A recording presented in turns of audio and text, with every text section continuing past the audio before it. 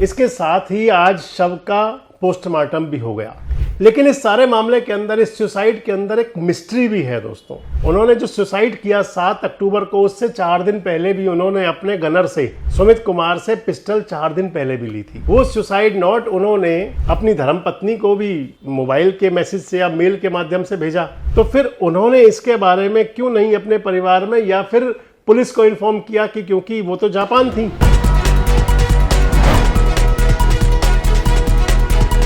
दोस्तों नमस्कार, मैं संजय मग्गू और मौजूद है देश रोजाना के डिजिटल मीडिया मंच पर। आपसे बात करने चला हूं उसी मुद्दे को लेकर जो न केवल हरियाणा बल्कि देश भर की मीडिया के अंदर सुर्खियों में है। मामला आईपीएस अधिकारी वाई पूरन कुमार के सुसाइड का। आज 9वें दिन वाई पूरन कुमार के शव का विच्छेदन हो गया, यानी कि शव का पोस्टमार्टम हो गया। आज डॉक्टरों की टीम ने बाकायदा सभी जितनी भी फॉर्मेलिटीज थी, जिसके अंदर डॉक्टरों की टीम थी, जिनकी डिमांड थी वाई पूरन कुमार की धर्मपत्नी की और परिवार की कि ये स्पेशलिस्ट होने चाहिए, वो सभी थे। वीडियो रिकॉर्डिंग उसकी हुई, यानी कि सीसीटीवी फुटेज उसकी बनेगी और वो उस सभी एहतियात के साथ में शव का पोस्टमार्टम हो गया। पोस्टमार्टम की जो रिपोर्ट है वो परिवार वालों को भी मिल जाएगी और एसआईटी को भी दे दी जाएगी। इसके साथ ही आज शव का पोस्टमार्टम भी हो गया, यानी कि एक जो बड़ी गुत्थी थी, जो शासन प्रशासन के लिए चिंता का विषय थी, आज वो अंतिम संस्कार के साथ में सुलझती दिखी। लेकिन इस सारे मामले के अंदर, इस सुसाइड के अंदर एक मिस्ट्री भी है दोस्तों। ये सुसाइड एक अपने आप में एक मिस्ट्री है और इसके पीछे कई गहरे राज हैं, कई बातें इसके सामने, कई बातें ऐसी हैं कि जब इसका जांच होगी पूरी, एसआईटी द्वारा, जो चंडीगढ़ पुलिस की एसआईटी बनी हुई है, जिसके अंदर आईजी लेवल के अधिकारी जिसके मुखिया हैं और एसएसपी से लेकर के और थानेदार तक, जिसके अंदर 7 मेंबरीय कमेटी है, यानी कि एसआईटी है। जब इसकी विस्तृत और संपूर्ण जांच करेगी तो आप मान करके चलिए कि इसके अंदर कई गहरे राज होंगे जो खुल करके सामने आ सकते हैं। हालांकि इंतजार रहेगा कि एसआईटी की जांच किस हिसाब से होगी, कहाँ तक पहुँचती है, कहाँ तक आएगी, क्योंकि इस मामले के अंदर 15 अधिकारियों के नाम जो थे वाई पूरन कुमार के सुसाइड नोट में, और वही नाम जिनमें से 2 को बोल्ड करके और बाकी 13 नाम और साथ जोड़ते हुए वाई पूरन कुमार की धर्मपत्नी ने पुलिस को शिकायत जो दी उसके अंदर भी थे। पुलिस ने एफआईआर दर्ज कर ली थी। एफआईआर दर्ज करने के बाद में एफआईआर में अमेंडमेंट भी हुआ, एससी एक्ट की धाराएं कुछ बदली भी गई और भी जो परिवार की मांगें थी। लेकिन अंतोगत्वा आज पोस्टमार्टम हुआ। हालांकि वो सब कुछ पहले हो चुका था, कम से कम 1 दिन पहले तो हो ही चुका था जो मांगें थी, लेकिन इसके बावजूद भी चलिए 24-36 घंटे बाद शव का पोस्टमार्टम हुआ। मैं आपको बता रहा था मिस्ट्री की बात, तो ऐसी कई बातें हैं। हालांकि एसआईटी के पास उन सब की सूची जरूर होगी कि किन किन विषयों पर बात करनी है, लेकिन इसके अंदर कई बातें और भी हैं। और सबसे महत्वपूर्ण बात यह है कि वाई पूरन कुमार अपना सुसाइड करने का प्लान कई दिन से बनाए हुए थे, ऐसा लगता है। अगर आप सारे घटनाक्रम को देखें और विभिन्न सोशल मीडिया वेबसाइट्स पर जाकर के देखें, इसके साथ ही जो चर्चाएं चल रही हैं, जो बातें हैं, जिन बातें निकल करके छन छन के आ रही हैं, आप उन सब पर गौर फरमाएं तो फिर ये स्पष्ट होता है कि जैसे लंबे समय से ये प्लानिंग उनके दिमाग में चल रही थी। जो भी चल रहा था, जो भी उनके दिमाग में था, मसलन उन्होंने जो सुसाइड किया 7 अक्टूबर को, उससे 4 दिन पहले भी उन्होंने अपने गनर से, सुमित कुमार उनके गनर हैं, सुमित कुमार से पिस्टल 4 दिन पहले भी ली थी। जब 4 दिन पहले पिस्टल ली और उसके बाद में वो सुमित कुमार को वापस कर दी गई। मेरे जानकार सोर्स बता रहे हैं कि एसआईटी की पूछताछ में या एसआईटी की तफ्तीश के अंदर ये बात सामने आई है। अब एक बड़ी बात आ जाती है कि अगर सुमित कुमार से, जो उनके गनर थे, उनसे अगर पिस्टल ली थी वाई पूरन कुमार ने, तो क्या इसकी जानकारी उनके परिवारजनों, यानी कि उनकी धर्मपत्नी या उनके और परिवार के लोगों को नहीं थी? क्या सुमित कुमार ने इस बात को किसी और से शेयर नहीं किया था जो उन्होंने चंडीगढ़ पुलिस की एसआईटी को बताई? और फिर 7 अक्टूबर को वही पिस्टल फिर से ली और उसी पिस्टल से अपनी जीवन लीला खत्म की। क्या सुमित कुमार ने, क्योंकि जब वो पहला इंसिडेंट था, और इसके साथ एक बात और है दोस्तों, ये बात चल रही थी कि जो वाई पूरन कुमार साहब हैं, जिनका अब निधन हो चुका है, जिनका दुखद निधन हुआ है, ये बात चल रही थी कि वो परेशान है, वो किसी तनाव में है, टेंशन में है, जिस प्रकार से उन पर आरोप जो थे। और वो क्योंकि एक सुसाइड कल और हुआ असिस्टेंट सब इंस्पेक्टर का, अगले वीडियो में चर्चा करूंगा उस पर भी आपसे। लेकिन जब ये सब कुछ स्पष्ट था कि वो तनाव में थे, उन्हें कोई टेंशन थी, छुट्टी इसीलिए ली हुई थी, उनके खिलाफ किसी प्रकार की भी कोई बात थी, तो आखिर क्या ये बात परिवार के लोगों को समझ नहीं आई थी, या उनको पता नहीं चला था, या फिर कहीं छुपाया गया। अब दूसरी बात एक और चलती है कि जो पूरन कुमार साहब की लैपटॉप जो बरामद अब होगा, लैपटॉप क्योंकि हाई कोर्ट से भी डिमांड की थी एसआईटी ने कि हमें लैपटॉप भी दिलाया जाए, उसके बाद में भी वहाँ से भी कई राज खुलेंगे। लेकिन एक और राज भी है कि जो सुसाइड नोट उनका और उसके साथ जो विल है, उनकी जो वसीयत है, बड़ी चर्चाएं हैं कि उन्होंने कुछ अपने जो वकील साथी हैं, वकीलों के साथ सलाह की थी, उसके बारे में विस्तृत बात हुई थी और 1-2 दिन लगातार बात चली थी। 7 तारीख को भी वकीलों ने आना था, लेकिन वकील 7 तारीख को नहीं आए क्योंकि बताया जाता है कि पूरन कुमार जी ने उनसे कहा था कि मूड खराब है। अगर वकीलों को पता था और ये सुसाइड नोट चल रहा था, टाइप किया जा रहा था, वो वकील कौन है ये जांच का विषय है। एसआईटी की जांच में ये बात भी जरूर एक रहेगा पहलू कि इस पर भी बात जरूर हो, पता जरूर चले कि अगर वकील जो थे उसके अंदर उनको पता था कि ऐसे विल बना रहे हैं और ऐसे कोई सुसाइड नोट तैयार हो रहा है, नाम लिखे जा रहे हैं, तो इसका मतलब उनको पता चल चुका था। अगर पता चल गया था तो फिर क्यों नहीं बताया गया, क्यों इसकी इंफॉर्मेशन कहीं पुलिस को नहीं दी गई।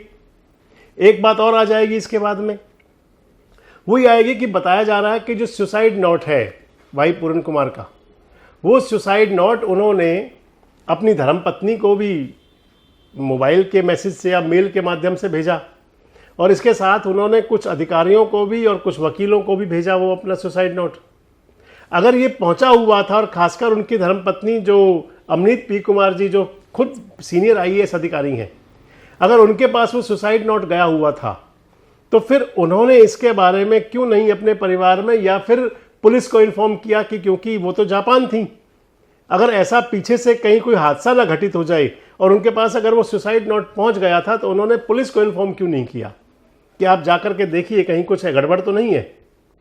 इसके बाद एक बात आ जाती है, एक बात ये बड़ी चर्चा में है, और ये बात आई भी, चर्चा ही क्या कही जाए, कि भाई पूरन कुमार की धर्मपत्नी अमनीत जी ने कहा था पुलिस को कि उन्होंने कई बार कॉल की कोशिश की, फोन किए कई बार।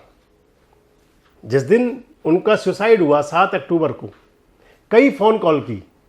अब ये भी जांच का विषय है कि क्या अमनीत पी कुमार की जो कॉल थी, उन्होंने जो फोन किए, वो क्या उनके सुसाइड से पहले थे या सुसाइड होने के बाद की गई।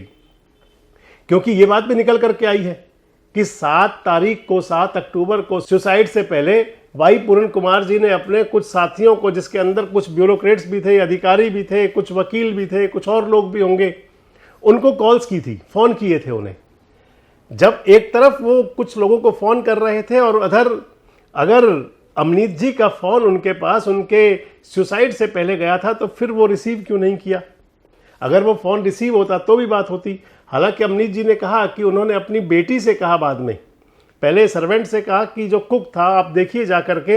होना तो ये चाहिए था कि पति और पत्नी का रिश्ता एक ऐसा रिश्ता है कि जिसके अंदर किसी भी प्रकार की व्यस्तताएं सामने नहीं आती। क्योंकि जो उनका बावर्ची था कुक, उसने कहा कि साहब ने कहा था कि वो अर्जेंट काम में है, इसलिए कोई डिस्टर्ब ना करे। तो अगर बावर्ची को, कुक को कहा जाता, अंदेशा कोई था, तो जरूर जाकर के देखते, संभवतः सुसाइड से पहले ही पहुंच जाते और वो शायद मनहूस घड़ी ना आती जब उन्होंने अपनी आत्महत्या कर ली, खुदकुशी कर ली। यानी कि बचाया जा सकता था, ऐसी कई बातें थी। अगर पुलिस को इन्फॉर्म किया जाता, सीनियर अधिकारियों को इन्फॉर्म किया जाता, जो वाई पूरन कुमार जी के नज़दीकी नियरेस्ट डियरेस्ट थे उनको इन्फॉर्म किया जाता, परिवार के लोगों के बीच में कहीं ये बात जरूर होती, तो शायद इसको रोका जा सकता था। और वो भी इस परिस्थिति में कि जब पता लग रहा था कि वो तनाव में है, वो डिप्रेशन में है, उनको जो चल रहा था उनका ट्रांसफ़र के बाद से, क्योंकि तमाम वेबसाइट्स और ये बातें चल रही हैं कि पनिशमेंट उनका ट्रांसफ़र था जो पीटीसी सुनारिया में हुआ। और इस दौरान जो शराब ठेकेदार की बात भी चली, शराब ठेकेदार से मंथली लेने वाली बात भी, यानी कि ये सब भी था। और कई जगह ये भी चल रहा है कि जो डिटेन किया गया सुशील कुमार, जो गनमैन थे, पीएसओ थे जो भाई पूरन कुमार जी के, उनको 30 तारीख को डिटेन कर लिया गया। खाली कागज पर कहीं हस्ताक्षर की बात, ये तमाम बातें चल रही हैं सोशल मीडिया में भी। और इन बातों को, अगर ये बातें सोशल मीडिया में है तो फिर एसआईटी की जांच में जरूर जानी चाहिए। जब सब कुछ पता था, अगर कहीं ये बातें संज्ञान में थी कि वो डिप्रेशन में है, उन्हें कोई तनाव है, उन्हें कोई लगता है कि उनके साथ कुछ गलत हो सकता है, और ऐसी स्थिति में अगर वो कहीं अवसाद में थे और उसके बावजूद वो पिस्टल मांग रहे थे, एक बार नहीं 2 बार ली गई। इसके बाद में वो अपने वकीलों के साथ में चर्चा कर रहे थे। इसके साथ ही वो सुसाइड नोट पहले ही भेज रहे हैं, कहीं 12 घंटे, कहीं 24 घंटे, कहीं 6 घंटे पहले कब भेजा गया, सब जांच होनी चाहिए। और इसके बाद में इस आधार पर, क्योंकि ये मिस्ट्री है, एक बड़ी उलझन है कि आखिर वाई पूरन कुमार का जो सुसाइड था वो किन हालात में था। और अगर लोगों को ज्ञात था, कुछ लोगों को पता चल गया था, कहीं अंदेशा भी हो गया था, जिनके पास सुसाइड नोट अगर पहुंच गया था, कहीं ये अंदेशा था कि ऐसा हो सकता है, तो फिर क्यों नहीं पुलिस से संपर्क किया गया? क्यों नहीं चंडीगढ़ पुलिस को बताया गया पहले से ही? क्यों नहीं ये प्रयास हुए कि ये सुसाइड ना हो? आखिर कौन लोग चाहते थे ऐसा हो जाए? क्या मंशा थी उस सब के पीछे? इस प्रकार से एक होनहार आईपीएस अधिकारी का जाना और उसके बाद में उस केस के अंदर 15-15 आईएएस आईपीएस के नाम आना और उसके बाद में एक एएसआई की दुखद मौत, उनका भी सुसाइड, जिन हालात में वो सुसाइड हुआ, ये सब कुछ कहीं ना कहीं किसी बड़ी साजिश इस सब की तरफ भी इशारा करता है। क्या चल रहा था आखिर? क्या सुलझ पाएगी मिस्ट्री? क्या इसका कोई निकलेगा कुछ हल, कुछ पता चल पाएगा? क्या एसआईटी इस सारे मामले के अंदर जांच के बाद ये सामने ला पाएगी तथ्य कि आखिर जो 15 नाम तो लिखवा दिए गए, लेकिन वो लोग कौन थे जिनको कहीं ये संज्ञान में आ रहा था, कहीं ज्ञात हो रहा था कि ये ऐसा हो सकता है, वो सुसाइड कर सकते हैं? और अगर कहीं पता था तो फिर किन लोगों ने रोकने की कोशिश नहीं की? जिन लोगों ने रोकने की कोशिश नहीं की उनकी क्या मंशा थी और उन पर क्या एक्शन हो? ये बहुत बड़ा केस है। ये प्रदेश पर, हरियाणा पर खासकर ये एक बदनुमा दाग है जिसके एक एक पॉइंट पर इन्वेस्टिगेशन हो करके और उसकी संपूर्ण जांच सामने आना जरूरी है। आपको क्या लगता है कि क्या वाकई ये सुसाइड एक बड़ी मिस्ट्री है और या फिर अनायास घटना? अपनी बात कमेंट्स बॉक्स में जरूर बताएं। जुड़े रहें हमारे साथ, देखते रहें देश रोजाना। हमारे साथ जुड़े रहने के लिए सब्सक्राइब करें देश रोजाना के YouTube चैनल को और नई वीडियो की नोटिफिकेशन पाने के लिए बेल आइकन जरूर दबाएं। अगर आप ये वीडियो Facebook या Instagram पर देख रहे हैं तो पेज को लाइक और फॉलो जरूर करें और ज्यादा से ज्यादा शेयर करें।